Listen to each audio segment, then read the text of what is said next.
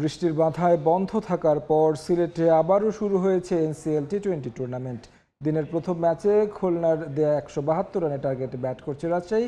এই মুহূর্তে সিলেট আন্তর্জাতিক ক্রিকেট স্টেডিয়ামে আছেন রিপোর্টার অপু বণিক। সরাসরি যাচ্ছি তার কাছে। অপু,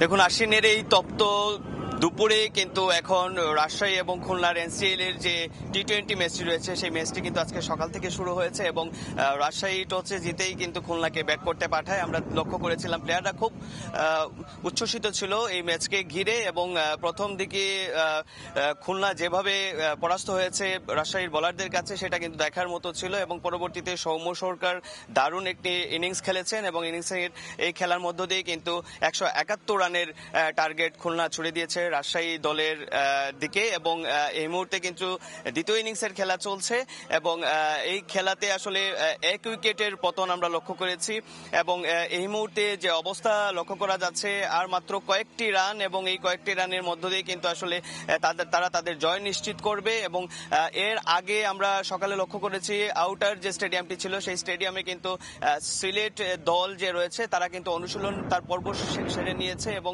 আজকে আবার দুপুর 2টা থেকে কিন্তু আরো দুটি ম্যাচ হওয়ার কথা রয়েছে এখানে, সেটিও কিন্তু আমরা লক্ষ্য করব এবং যেহেতু আজকের প্রচুর পরিমাণে সিলেটে গরম রয়েছে, এই মুহূর্তে যদি তাপমাত্রা বলতে চাই প্রায় 37 ডিগ্রি সেলসিয়াসে চলছে এবং ফিল্ডস লাইকস প্রায় 48 ডিগ্রি। তো সেই ক্ষেত্রে আসলে প্লেয়াররা এই মাঠে কিন্তু একটু বেগ পেতে হচ্ছে যেহেতু অনেক রৌদ্রোজ্জ্বল আবহাওয়ার মধ্য দিয়ে কিন্তু আজকের এই ম্যাচটি অনুষ্ঠিত হচ্ছে এবং এক উইকেটের পতন হয়েছে। তো সেই ক্ষেত্রে মনে হয় যে হাতে বাকি যে উইকেটগুলো রয়েছে সেই উইকেটগুলো মনে হয় না আর পতন হবে। তো সেই ক্ষেত্রে আজকের খুলনা হয়তোবা তাদের জয়ের যে দিকে এগুচ্ছে তারা কিন্তু সেটা এগিয়ে নিতে পারে এবং বরিশালের যিনি কোচ রয়েছেন তার সাথে আমরা কথা বলার চেষ্টা করেছি।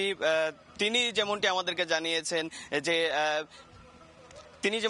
জানিয়েছেন যে আসলে এই এনসিএল কে পর্বকে ঘিরে কিন্তু তাদের দলে তেমন কোনো ধরনের ভালো প্লেয়ার নেই, তবুও তারা চেষ্টা করবেন যে এনসিএল থেকে বের হয়ে আসার জন্য। তো সিলেট আন্তর্জাতিক ক্রিকেট স্টেডিয়াম থেকে এই ছিল আমার কাছে এনসিএল এর আজকের দিনের একদম সর্বশেষ খবরাখবর।